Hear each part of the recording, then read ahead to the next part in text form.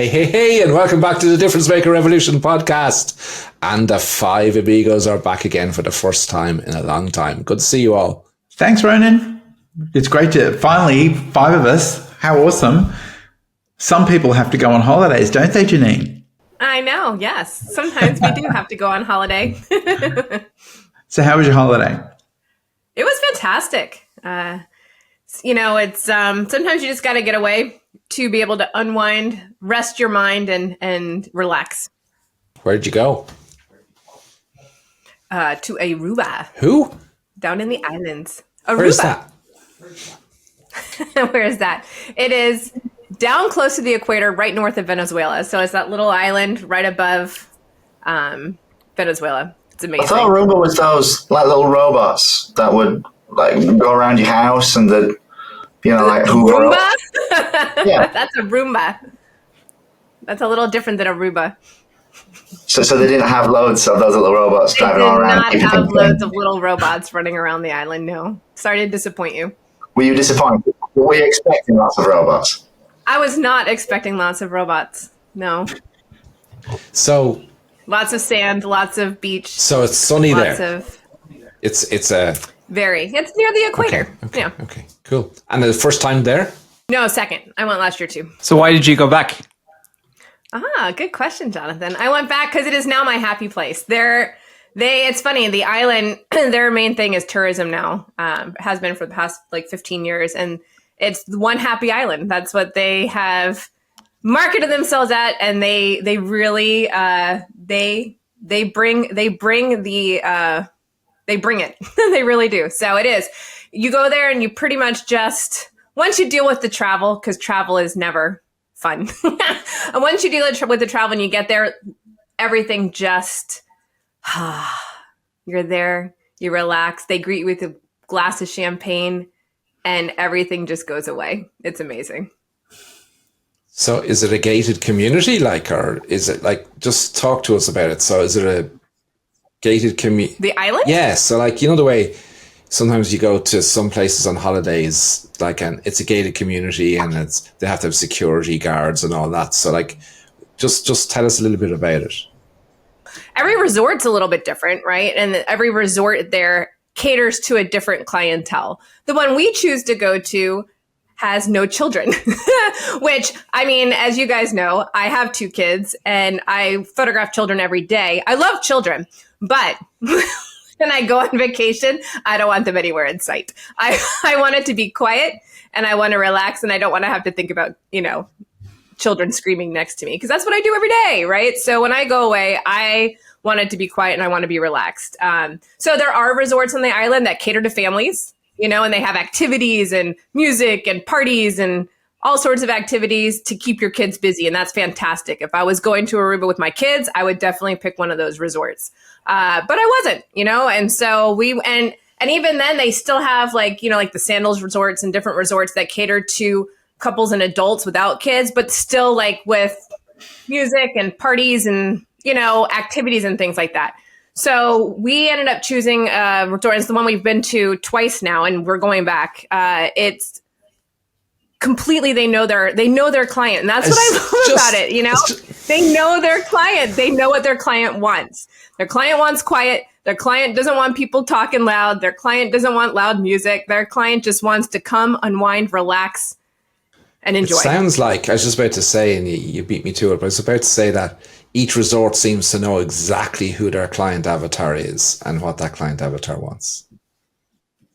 Yeah, no, it is. And, it's it's funny because Aruba, while I think the whole island understands its client, each resort seems to really understand their niche client within that tourism industry. It's very interesting to me. And the whole time, I think I kept messaging you guys. I'm like, I can't wait to tell you these stories because it all relates to what we do, which is what I find so fascinating. So while I go and relax, you guys know me, I never completely shut off. It's just not possible. I'm not wired that way. So I'm on the beach, reading the book that Ronan sent us. And I have my Remarkable because it's, sandproof and, sketching ideas for the second half of the year, brainstorming my, things that we're going to do when I get back and still keeping in touch with my team. They have great Wi-Fi in Aruba. So I was keeping in touch with my team, making sure everything was going on in the studio and everything was still running without me. So, but yeah, no, it was amazing. So you're going back next year, you said. What keeps you going back? So what keeps me going back to this specific resort is it's a couple of things. One, the staff truly, when you're there for a week, becomes like family. It is unreal. Like when I left, I like hugged my server and the hostess and like we were crying, you know, and they're like, "You're coming back next year, right?" I'm like, "Yes, we'll be back. I promise," you know? And this is the second time we actually met friends there. So wait, go back. Yes. Go back. They actually asked you whether you were going to come back? No, they just said, "You're coming back next year, right? We will see you again." So yeah, they didn't ask, "Are you coming back?" Right. Okay. Yeah, no, it's very assumptive. "You're coming back." And I thought that was pretty cool. And, you know, because when you hug somebody like family, you don't wonder if you're going to see them again, right? It's never a goodbye. It's just until next time. So, yes, you can simmer on that for a minute because I think it's very important. So you mentioned that you had your server that you made friends with and they assumed that you're coming back, right? So were you appointed a particular server for the whole vacation, or how did all that work? So it's like breakfast is included with your stay. It's not an all-inclusive resort. So drinks and lunch and dinner, you know, you pay for, but breakfast is included. And so when you arrive for breakfast, it's outside, right? So when you arrive for breakfast in the morning, the first day we sat down and we recognized our server from last year, and she came over right away and she gave us a big hug. She's like, "It's so good to see you guys again." And everything, even down to the little detail, like our keys and everything said "welcome back," right? And I'm going to guess not everybody gets the welcome back key to their room. But anyways, so we were greeted by her. She asked us, she remembered. Now, whether she remembered, they have very detailed notes, you know, remains to be seen. But she remembered that we liked iced coffee. You know, it's hot. We need our coffee, but we're not going to have hot coffee. So she said, "Do you guys still want your iced coffee?" And we're like, "Yes, that would be fantastic." She remembered, you know. And so she brought us iced coffee. The next morning, we requested to sit in her section, because there's 2 servers every morning. We like them both, but, you know, we've built a relationship with her. So we asked to make sure we can sit where Raina is serving. And literally before we were sitting down at our table, she had not just 2 iced coffees, but a carafe of iced coffee too, because we drink them so fast. So we were sitting and she's like, "I saw you 2 coming, so I have your coffee ready for you." So how did that make you feel, Jeanine? How did that make you and Tim feel when that happened? Like $1 million. And, you know, it made us feel great. It made us feel noticed. It endeared us to her, right? So clearly we were always going to ask to sit in her section. In fact, we were joking. We're like, "You're not taking a day off while we're here, right?" Of course she was. But, and I will tell you, the day she wasn't there, her day off during the week, she was missed. Like the whole energy, it was just kind of like, she's not here this morning. Sad. So when she assumed you were coming back, did it feel odd that she just assumed that you were going to come back? Like, because a lot of people struggle with, I suppose, assuming or asking for referrals or, you know, or believing that people want to come back. So when somebody, your server, said, "We're going to see you next year," right? Was that a negative thing for you? Because I think that's what most people are afraid of. I think they're afraid that, I think they're afraid of rejection, and B, I think that they're afraid of a negative reaction. So what was that like for you? So it's interesting because our experience was amazing, and they know they're giving you an amazing experience. It's what they do. Our experience was amazing. They could hear it in our tone of voice. They could hear it in our body language, I'm sure, or see it in our body language.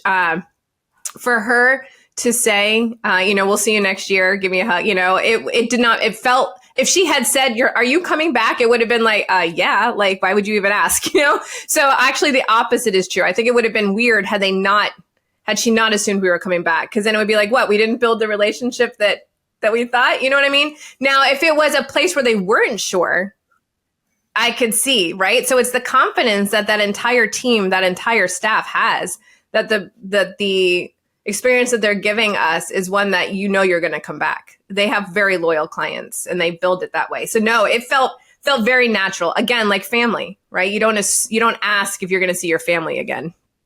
So do you feel that you were given like special treat? You were the only ones given this sort of treatment, and that you're probably the only ones that keep coming back? Or do you feel as though this is... Oh, actually, do you see similar people? In fact, like around the bar, like the bar area outside, that's what everybody's conversation is. Like, especially towards the end of everybody's trips, right? It's, so how are you coming? Are you going back? Did you go see reservations yet? Are you booking your trip back for next year? Are you doing the same week? So the people we made friends with, we already are in a text group messaging about what time and next year you're coming. So why are we talking about Jeanine's holiday? What relevance is this for photographers? Want to connect the dots, anyone? Well, it brings it brings what we can learn from every other industry, and it sounds like these people are doing an amazing job in service, and we're in a service industry. And when you talk to photographers, a lot of people, when you talk to photographers, we all believe and think that we're giving an amazing experience and a life-changing experience. So it's very similar. And our biggest competitor for our industry is the holiday industry, is travel, because, you know, when travel was taken away during COVID, our industry boomed. And that's where people seem to divide their money. Is it going to be on travel or is it going to be on photography? So how can a photographer who's so ingrained in believing that their clients book because of their work? I was reading through some comments in a photography Facebook group last night, and it was like, you know, yeah, if they want your work, they'll book. You know, if they want what you have to offer, they'll book. How can we help photographers to switch that mentality to what Jeanine's experienced in Aruba? Well, I think you have to think of it both ways, Jonathan. Like, clearly, if the resort was sucky and crappy and the service sucked, you know, it wouldn't matter, you know, like, well, let's say the resort was bad, but the service was good. You wouldn't want to go back, right? You're not going to want to stay in a dirty room. You're not going to want to stay on a bad beach. You're not going to want to stay where the food is horrible, right? So the quality has to be there. You can't have good service with a crap product. That was me not trying to curse. Sorry. You can't have good service with a bad product and expect people to want to come back. So they have to provide an amazing experience. They have to keep renovating. And they are next, and they were actually, and I will tell you this, very upfront with next year, they're going to be renovating parts of the resort, and so that you would know and you wouldn't show up shocked that something was under construction and have that disappointment, right? So I thought that was amazing, by the way. And so, did that stop you from wanting to go? No, it didn't. Okay. Had I shown up, however, and something was under renovation, the surprise would have annoyed me. I will say that. But now, see, the resort is in 2 parts. And so we are going to make sure that we're going when the other part's under renovation, not ours. So, you know, a little bit like that. But I think that photographers really need to think about the service they provide. And Ronan had shared with us a video clip. And actually, Tim had mentioned it to our server and the owner, because the owner walks around every few mornings at breakfast to talk to everybody, which I think is amazing too. And so with the Warren Buffett, right? You have to delight your client. And if you delight your client, they will come back. And it's a Disney thing too. But, you know, Warren Buffett is really, that's one of his big things, is delighting your client. And so that's what they do. And their emphasis on service, the whole island's emphasis is on service. You get in a taxi cab and they ask you, have you been to Aruba before? And if you say yes or you say no, either way, it's, well, thank you for visiting our island. We appreciate you're here. That's every taxi cab driver, every single one. We went out to dinner every night. There wasn't a single taxi cab driver that didn't say that. Thank you for visiting our island. We appreciate you coming. Every single one. It's just one happy island. They really exude it. But no, so to answer Jonathan's question, sorry, I'm still excited about everything. If we take and this is one of the things I brought back to my team, and we had a meeting about it yesterday. I'm like, when we make our clients feel like family and we give them that level of service down to the detail of knowing their favorite snacks. So when they come back, we make sure if we know someone likes Diet Coke that we have it and we're not missing it. If we know someone's favorite coffee, because we do ask this question, do you like Starbucks or Dunkin' Donuts or, tea? And we don't serve them what they don't like, or we don't gift card them to the wrong place, And so it's those level of details and those level of notes that it makes people feel special. Even though, like Steve asked the question, did I think everybody got that? No, I don't think that we were we were unique and they were only doing it for us. I appreciated the fact that they were doing it for us and loved the fact that they found a way to do this for everybody. That just goes to show how much they care about their clients that are coming.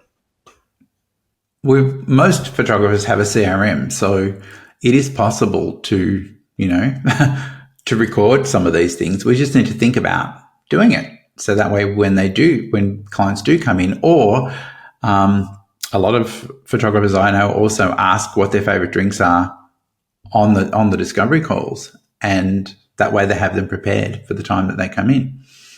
Because a lot of the times clients are in the studio for 3-4 hours, sometimes 5-6 hours.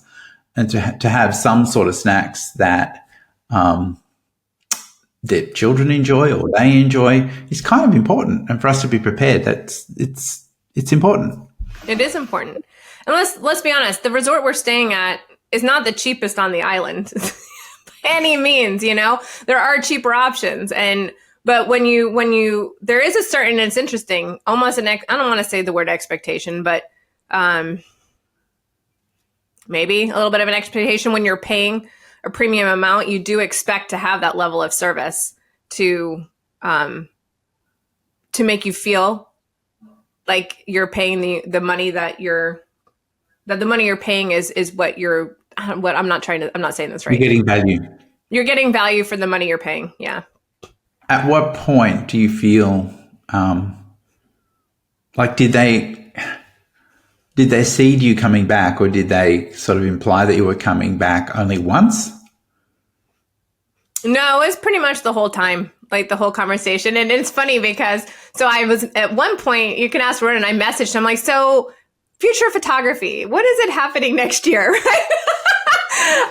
it was because like next year is a tough, and this is, I think, important for photographers to know, right? Life happens. Next year is Erin's senior year of high school. And I know darn well that my schedule is beholden to hers. I don't want to miss anything. I don't want to miss a senior night. I don't want to miss prom. I don't want to miss homecoming. I don't want to miss anything that is going to be her last of something or something critical for her graduating. You get to go I to also prom? don't know when she's going to start college. I don't know when she's going to want to go on trips, right? And so it's not as easy to plan ahead for a vacation because I don't know. Things are up in the air with her, but they book a year out. That's how popular this place is. They book a year out. And so as important as Erin is, this place has become that important too. And we're trying to figure out how we can, originally when we went to Aruba this year, we were like, we're not going back. We can't go back next year. It's not possible with the schedule. We're just going to have to understand we're going to have to miss a year. We were there day 2 and we're like, we got to come back. We got to figure out how to make this happen. We will make Erin's schedule work. We will figure something out. We can't miss a year. We cannot not come back. And then this goes a lot to what Steve talks about, that initially people might put up roadblocks to the service or the experience that they want because of life, because of family, because of money. But if it becomes that critical to them and it becomes that important to them, they will find the money, they will find the time, and they will find a way to make it happen. But Ronan, just so you know, had Future of Photography been June of next year, we would have come to Ireland instead of Aruba, just so you know. Oh, wow. Okay, that makes us all feel really good in Ireland, that Ireland has now gone ahead of Aruba in terms of coming to Ireland. Yeah, but if Future Photography finished on the 28th, she'd be in Aruba on the 29th. I would be a guess. I couldn't miss my time with Jonathan and Brad. It would be sad. So you mentioned about the fact that you learned about the drinks thing and bringing that back to your clients and the snacks. What else did you bring back to the team for discussion? So I brought back that was the obvious. I brought back the communications. Their communication between the time that we booked and the time that we arrived was amazing. unbelievable. We were getting monthly stories from the island. And so I saved all these emails. It was great. We were getting monthly stories from the island. And then we got, as your trip is getting closer, our concierge is here to help you get your dinner reservations booked. Do you want us to go grocery shopping for you, to have anything in your room? Is there any types of service, all those types of things. So they were communicating with us so that our arrival would go smoothly and everything would be planned. Again, popular island, especially in June, it would be a tragedy to get there and not be able to get a dinner reservation somewhere, right? So they're ensuring that all of those things are taken care of ahead of time. But the stories from the island were great. The stories from the resort were great. And so that I brought that back, the communication, and our assigned concierge that was working with us the whole time to make sure that when we arrived, everything was the way we wanted it and taken care of. Changes. So one of the people we made friends with there, and I brought this back to the team. The husband has a bad hip, and he's supposed to have a hip replacement surgery in like 2 months. So before he came to Aruba, they arrived like the day after us. He got an injection to hopefully help with the pain. Did not help, right? And so he was in a lot of pain on the vacation. And the first night he tried to lay in the bed, couldn't lay in it. They changed out his bed. I mean, that's just the level. Like most resorts or most hotels you would go to, they're like, sorry, that's your bed. This is the bed we have. They changed out the top of his bed. And they brought a crew in to do it. And he's been at that resort. This is, I think, their 10th year going. And they changed his bed so he could sleep. So can I ask you something about that? How did they find out? Did he actually go and say something, or his wife, or did they spot it? No, he did say something. He went up and he talked to them. He's like, I don't know if there's anything you can do. I'm not expecting you to be able to do anything, but just in case, I can't, I'm in so much pain. I can't sleep in this bed, And so they're like, that's fine. We'll take care of that. And they did. They brought in and they switched it out. And that was just a level of service that I think sometimes in our studios, if it's not what we do, it's not what we do. And we don't think about how we can do something to make it better for somebody else and make their experience that much more amazing.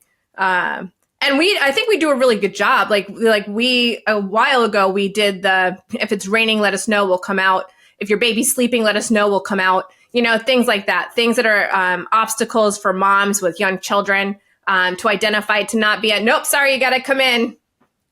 Like things like that. So, but we can always do better. And I think when you see another business do it to that level, changing out a bed, then it changes your mentality of what you should be doing for your clients in your studio. Jeanine, as you were talking, what came to my mind the minute you mentioned that you met this guy that was due for surgery and was having hip replacement. A lot of people that I work with hear that as an objection to booking, or the fact that they've got a medical procedure that's coming up that they won't be able to afford to buy. And it's just interesting that, this guy's about to go in for surgery and yet he's at a luxury, well, you said it's not the cheapest one in town, so I'm assuming it's a luxury resort. Was he like skimping on food and beverage and trying to reduce the amount he was spending because he had a medical procedure coming up? No, I didn't see any of that anyways. I don't think so. I think they were there to enjoy their trip, and it was a little bit of a challenge. They had to get but the hotel had it. They got him a wheelchair, so his wife was able to take him from place to place, and then he was able to relax. And the pool obviously was great for him. But no, he was still eating. We went out to dinner with him one night, and so he was not skimping on their holiday. If the experience is good enough, they'll come back. Right. Regardless. Yeah. Like it's what you said before, they'll find the money if it's something that they want. Well, it's the money and the time, and I'm like I said, there was no way we were going to go back. No way. Not with Erin and her year. And I think we hear that excuse a lot in the studios too when we give into it. That objection of, well, I just don't have the time. And and that really hit me, and I did bring that back to the team. I'm like, guys, look, we hear this a lot. Then if we're hearing it, then we're not doing something that makes them realize that it's that they need to be here regardless of whatever is happening time-wise, family-wise, money-wise. And so what are we missing? What can we do like this resort does that people will come back no matter what? Surgeries, graduations. It's funny. Somebody at the bar even said to me, they're like, just give her money. She doesn't care if you're there. Come here. We'll be here that week. And it was funny. Like the people are hilarious. But in all seriousness, though, in our studios, that's the conversation I had with the team yesterday.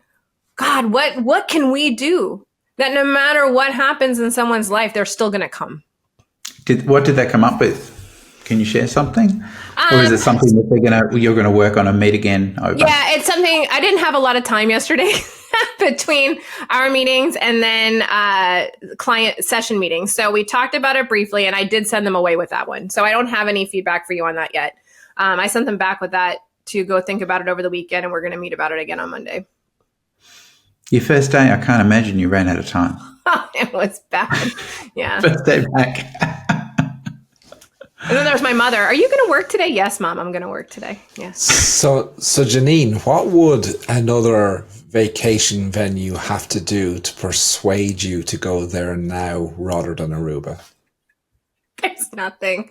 There's nothing. There's no way I'm going to go anywhere else. Not for that specific vacation. Now, if somebody who wants to woo me for a family vacation with the kids, fair game. I haven't found any place with the kids that I want to go back to year in, year out. We change every time we go somewhere. But as far as this, nothing. I can't even imagine something that would make me, no, I can't. Especially on that island, there's no way I'd go anywhere else. So Jeanine, I'm imagining you at this resort at the bar, and I can't imagine you not talking to everybody at the bar. Yeah. So as you're talking to people, was it real that most people have been coming again and again? And was it real that you had to book a year out? Were people actually booking a year out, or is it just something the staff were telling you? No, it's real. So that is honestly the conversation with any new person. So it's funny, like you can always tell when people arrive, right? The first day they're there, first of all, they're not tan. And so like you can always tell the newbies to the resort that day. But the first, like when people sit down and everybody's sitting there for lunch and whatever, it's always, so is this your first time to Aruba?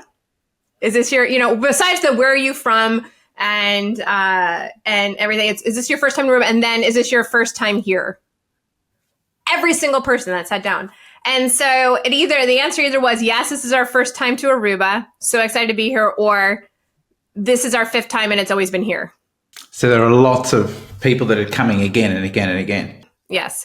And then the first, like the people who are, it's our first time here, then like a few times later, like we met this great couple from the DC area, and this was their first time coming to this resort, and they're already working on coming back. They're like, no, we're coming back. Like we can't imagine, like they like, this is it. We can't go anywhere else. But it is, honestly, that is the conversation. Where are you from? Have you been here before? And when are you coming back? So do you think it's the product? Like, is it the actual rooms? No, it's not the room. I mean, the room you're in for all of, the time you're sleeping. Comfortable beds, by the way. I mean, super comfortable beds. There's nothing worse than being in a hotel with an uncomfortable bed. But it's the entire experience of it. Like the beach area, you were talking about fencing and security guards. They do it very subtly. A beach is a beach and they can't close it off.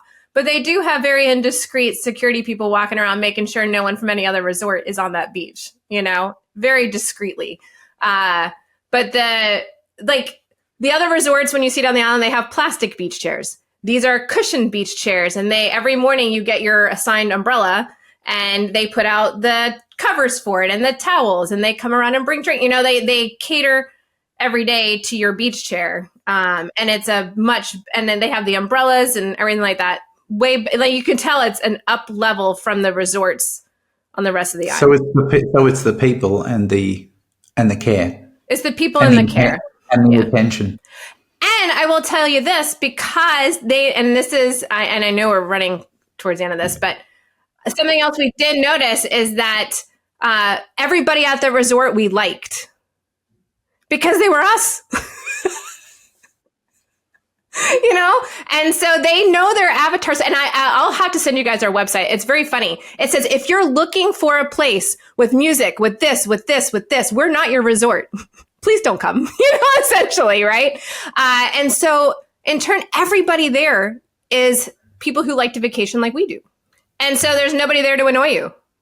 And so nobody there to annoy you. Because, you know, there's always that one person on a trip who are like, oh my God, I wish they would just go away. They're annoying me. It doesn't really happen because they attract clients like you. It's very interesting to me. Okay, quick summary. Top 3 things that you took away. All right. So if you elevate your experience and treat people like family in your business, you don't have to work hard for them to come back. They're going to come back and they're going to find a way. That was number 1. Number 2, it's important to relax and shut off your mind because it's amazing the problems you can solve when your brain is at rest. And I solved a lot of problems while lying on that beach, let me tell you. And then number 3, I missed you guys. Is that allowed? No, I'll give you a real number 3.